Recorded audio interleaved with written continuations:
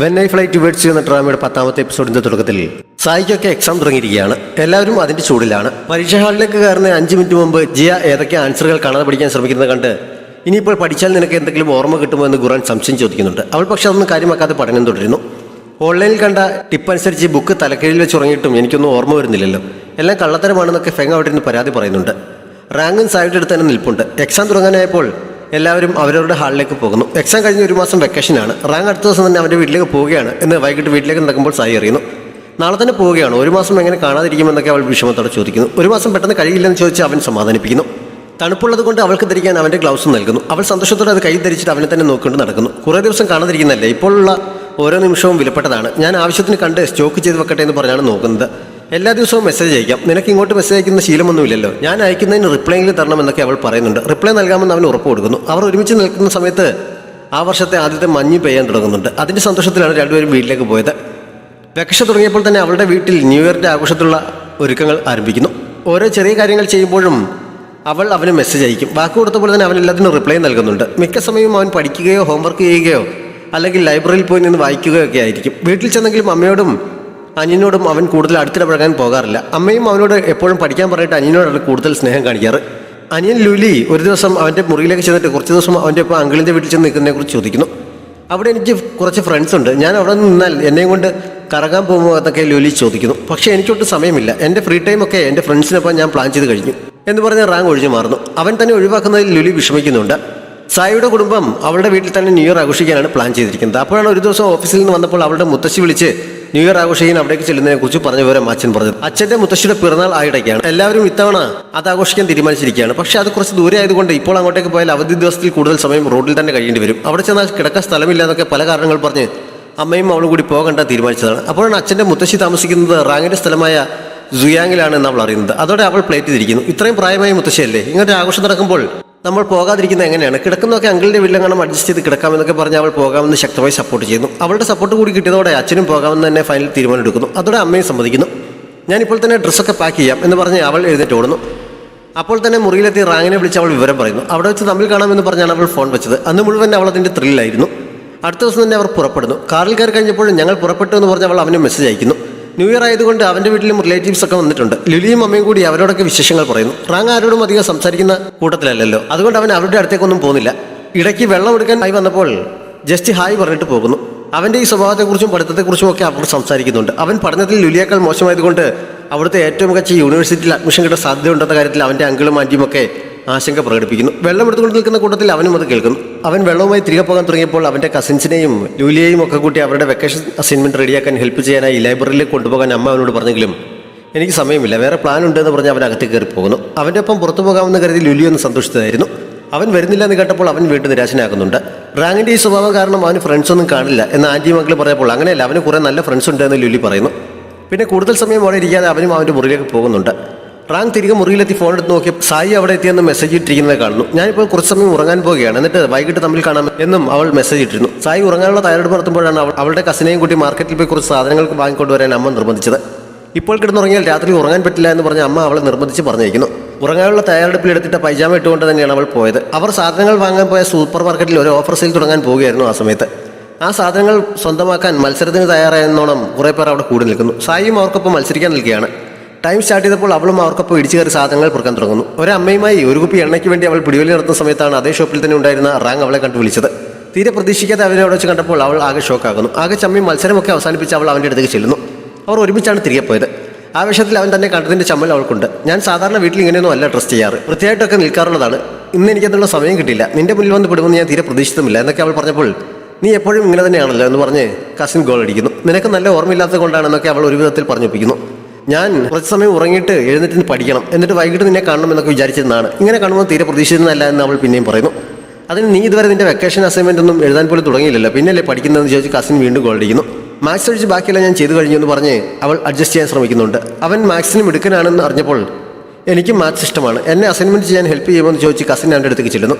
ഞങ്ങളുടെ കുടുംബത്തിൽ മറ്റാർക്കും മാത്സ് ഇഷ്ടമല്ല, സായി മാത്സിന് ഒരുപാട് വീക്കാണ്, ഒരു തവണ പോലും പാസ്സാകാറില്ലായിരുന്നു എന്നൊക്കെ പറഞ്ഞ് അവൻ അവളെ കളിയാക്കുകയും ചെയ്യുന്നു. ഇവൻ കാരണം മുഴുവൻ വിലയും പോകുമല്ലോ എന്ന് അവൾ മനസ്സിൽ വിചാരിക്കുന്നുണ്ട്. അപ്പോഴാണ് അവൾ മാത്സിന് കുറച്ച് പുറകിലാണെങ്കിലും ഇംഗ്ലീഷിൽ വളരെ ടോപ്പിലാണ്. എനിക്ക് പോലും അവളാണ് പറഞ്ഞു തരുന്നതെന്നൊക്കെ പറഞ്ഞ് റാങ് അവളെ സപ്പോർട്ട് ചെയ്തത്. ആൻറ്റിയുടെ വീട്ടിലേക്ക് വരാൻ അവൾ അവനെയും ക്ഷണിക്കുന്നു. കസിൻ കൂടി നിർബന്ധിച്ചപ്പോൾ അവൻ കൂടെ ചെല്ലാൻ തയ്യാറാകുന്നു. അവർ പോകുന്ന വഴിയുടെ ഇരുവശത്തുമായി കുറേ ആൾക്കാർ അവരെ ശ്രദ്ധിക്കുന്നുണ്ട്. ഇവർ ഇവിടുത്തെ ഇന്റലിജൻസ് ഏജൻസിയാണ് എന്ന് സായി അവനോട് രഹസ്യമായി പറയുന്നു. അവൾ എന്താണ് അങ്ങനെ പറയുന്നതെന്ന് അവന് മനസ്സിലാകുന്നില്ല. അവളേതോ പയ്യനൊപ്പം കളിച്ച് തിരിച്ച് വീട്ടിലേക്ക് അവനെയും കൊണ്ട് വരുന്നുണ്ടെന്ന് അവളുടെ അമ്മയ്ക്ക് അപ്പോൾ തന്നെ ഫോൺ ചെല്ലുന്നു. സായി എന്താണ് അങ്ങനെ പറഞ്ഞതെന്ന് ഇപ്പോൾ മനസ്സിലായല്ലോ. ഈ നാട്ടിൽ വന്ന ഇപ്പോൾ കണ്ട ഒരുത്തനുമായി അവൾ ഇത്ര പെട്ടെന്ന് എടുക്കണമെങ്കിൽ അവനാൾ തീരെ ശരിയായിട്ടില്ല. അവനെ വീട്ടിലേക്ക് കൂട്ടിക്കൊണ്ടുവരാൻ വരെ അവൾ തയ്യാറായി. അവനെ ശരിയാക്കണമെന്ന് അച്ഛനും അമ്മയും കൂടി പറയുന്നു. അച്ഛൻ്റെ ഒരു ചൂലൊക്കെ എടുത്ത് അവനെ തല്ലാൻ റെഡിയായി നിൽക്കുകയാണ്. വീട്ടിൽ അച്ഛനും അമ്മയും മാത്രമേ ഉള്ളൂ. ആൻറ്റിയും അങ്കിളും കൂടി പുറത്തു പോയിരിക്കുകയാണ്. എൻ്റെ അച്ഛനും അമ്മയും നല്ല സ്നേഹത്തോടെയാണ് പെരുമാറാറുള്ളത്, അതുകൊണ്ട് നീ ടെൻഷൻ ആകേണ്ട കാര്യമില്ല എന്നൊക്കെ പറഞ്ഞാണ് സായി റാങ്ങിനെ വീട്ടിലേക്ക് കൂട്ടിക്കൊണ്ടുവന്നത്. അപ്പോഴാണ് അവളുടെ അച്ഛൻ ചൂലുമായി ചാടി വീണത്. അച്ഛൻ എന്താണ് കാണിക്കുന്നതെന്ന് അവൾക്ക് മനസ്സിലാക്കുന്നില്ല. പിന്നെയാണ് ക്ലാസ്മേറ്റ്സായ റാങ്ക് ആണെന്നും മാത്സും ഫിസിക്സും ഒക്കെ പഠിക്കാൻ ഹെൽപ്പ് ചെയ്യാറുള്ളത് അവരാണെന്നും ഒക്കെ അവൾ പറഞ്ഞത്. അതോടെ അവിടെ തൂക്കിയിട്ടിരുന്ന സാധനം റെഡിയാക്കാൻ വേണ്ടി ചൂലെടുത്തുകൊണ്ട് വന്നതുപോലെ അച്ഛൻ മാറുന്നുണ്ട്. അപ്പോഴേക്കും അമ്മയും പുറത്തേക്ക് ഇറങ്ങി വരുന്നു. അതുവരെ അവനെ തല്ലണമെന്ന് പറഞ്ഞിരുന്ന അമ്മ വളരെ സ്നേഹത്തോടെ അവനെ കൂട്ടിക്കൊണ്ട് പോകുന്നു. അവനെ അകത്തുകൊണ്ടിരുത്തി രണ്ടുപേരും കൂടി വിശേഷങ്ങളൊക്കെ ചോദിച്ചറിയുന്ന സമയത്ത് സായി അകത്ത് പോയി ഡ്രസ് ചേഞ്ച് ചെയ്ത് വരുന്നുണ്ട്.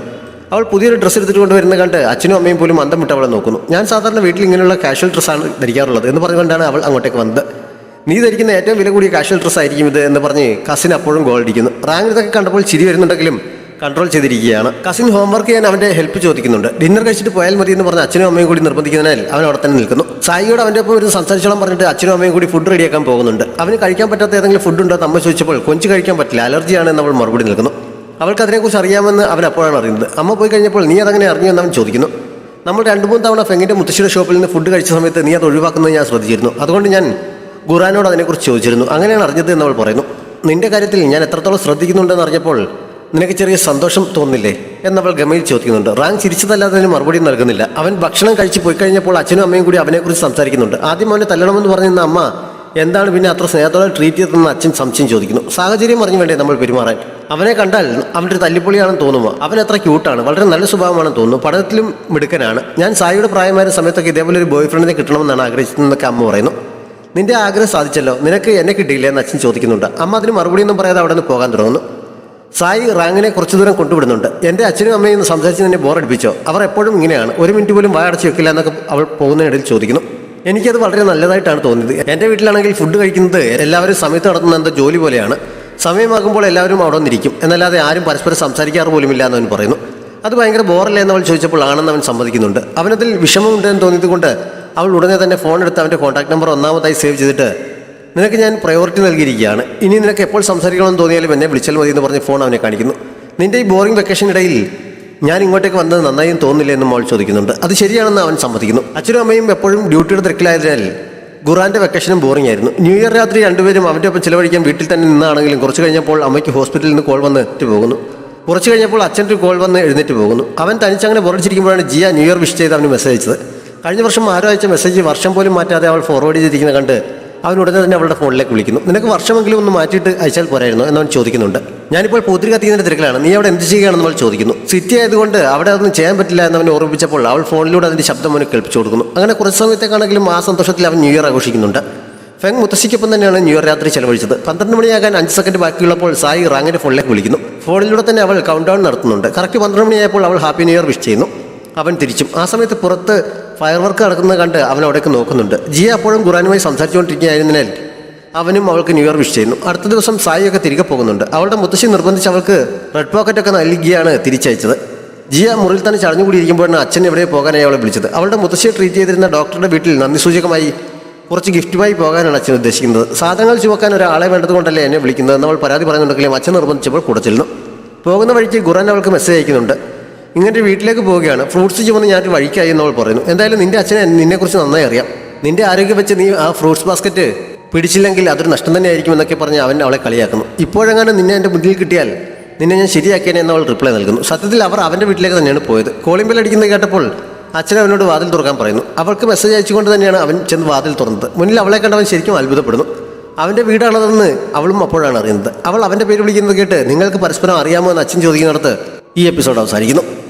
ഡ്രാമ ഇഷ്ടപ്പെട്ടെങ്കിൽ കമൻറ്റുകളിലൂടെ അറിയിക്കണം. നമ്മുടെ ചാനൽ സബ്സ്ക്രൈബ് ചെയ്യാനും ലൈക്ക് ചെയ്യാനും ഷെയർ ചെയ്യാനും മറക്കരുത്. Thanks for watching.